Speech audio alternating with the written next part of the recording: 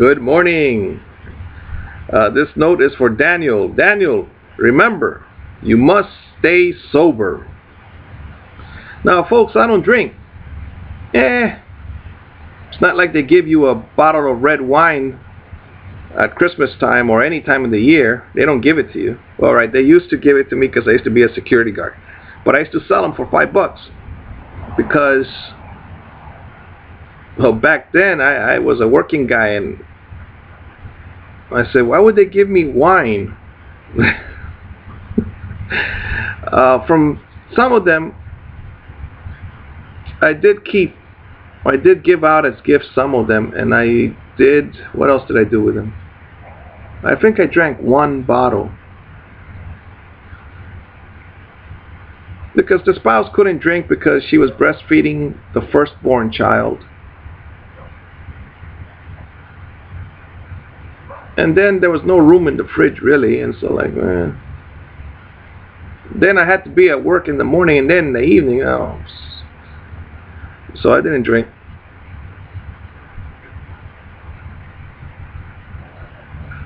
Alright, my grandfather was an alcoholic.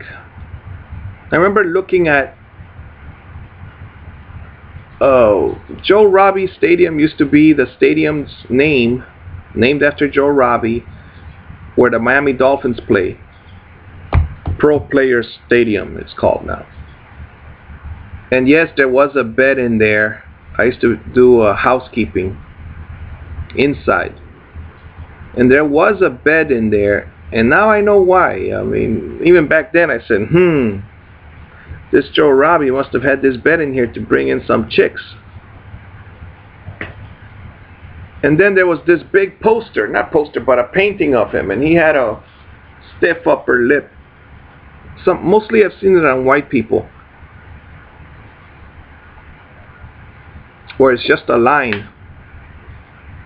And I figured it's from smoking and keeping secrets in. My grandpa had that.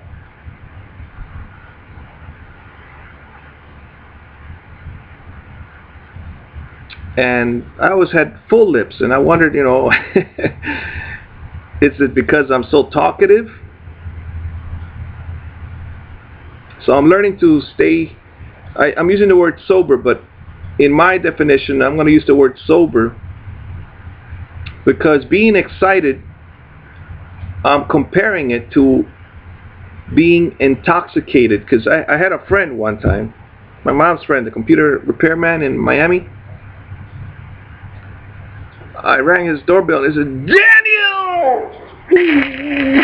I mean, he was so happy to see me. He was like, come on! And he hugged me and everything. He was what I'll call intoxicated. Very happy. Whereas any other time, oh, hi, Daniel. Any other time he was businesslike. So, what can I tell you?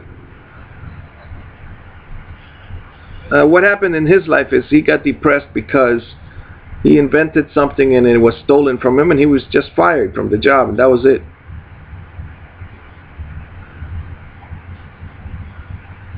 So everybody steals, or just about everybody.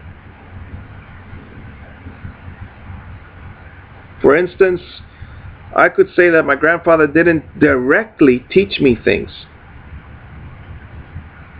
But then one time he told me that he couldn't teach me to drive because I was too young, and then he was too old. He couldn't teach me to shoot a gun because he was too... Well, he already had both eyes operated, so he didn't know if you were standing in front of him, the distance you were, or his eyes gave him trouble. Like when he would put a glass on the table, he would have to touch the table with his other hand so he'd know what...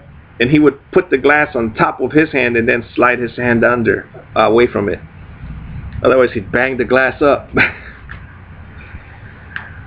So I must stay sober. Sober means not smiling.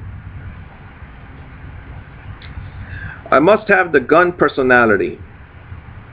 The gun personality is a person that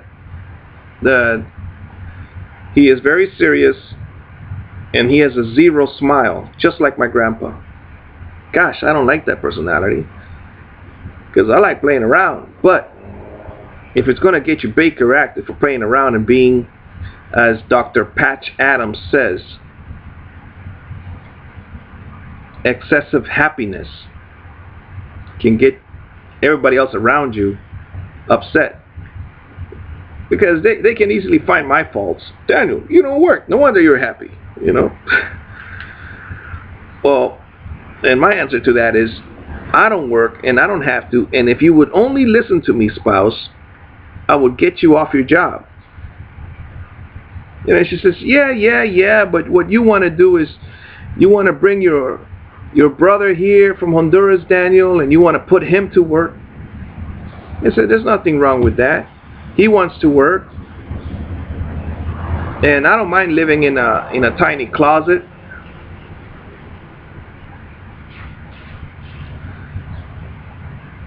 That's another neighbor. All right, Daniel, remember the gun personality. You don't visit people's houses. But when I go for a walk around the neighborhood, I do, this is funny. Check out the cat. She's sitting on top of one plant. Oh, she's moving now. So when I do go for a walk around the neighborhood, sometimes I do that because the spouse won't let me take my son to the park because it's going to rain. It rained earlier. There are too many mosquitoes. It's going to be dark in an hour. She's got 1,000 reasons. He hasn't done his homework. He hasn't taken a shower. There are 1,000 reasons why she won't let me take the kid to the park. So we go for a walk around the neighborhood. And sometimes we only go that way and we have to come back. We don't even go around because it starts raining. And then my son says, we better get back before Mama comes to get us. So I don't visit people's houses, but I do stop by. I mean, when I'm walking, I don't go in. But sometimes like they're hanging out outside. So these are our friends from like almost 7 years now. It's the same neighbor that was unemployed. Now he's employed again. Let's see. Daniel, you help people pass tests. Remember that. You are a teacher. Alright, I goofed up. I didn't get the teaching degree, but still. Once I have completed the mission I have right now, which is each day I read and make videos. But I read and play with my son. I made a video with my daughter just a few minutes ago. No, actually her mother came, so no, I didn't. I made one yesterday though. What's going on?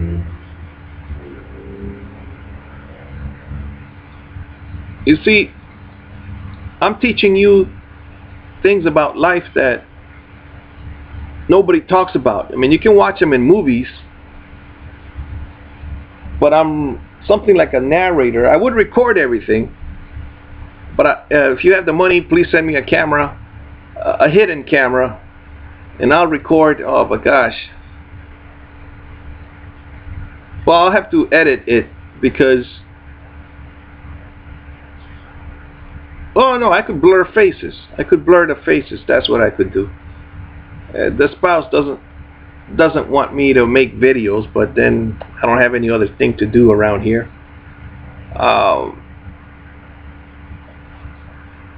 I did collect pallets. I used to collect pallets. Now I used to go carrying these things on my little wagon there. I'll show you my little wagon. There's my little wagon. Now that little wagon there, that's how I get around. My mother, well, actually, let me close that door.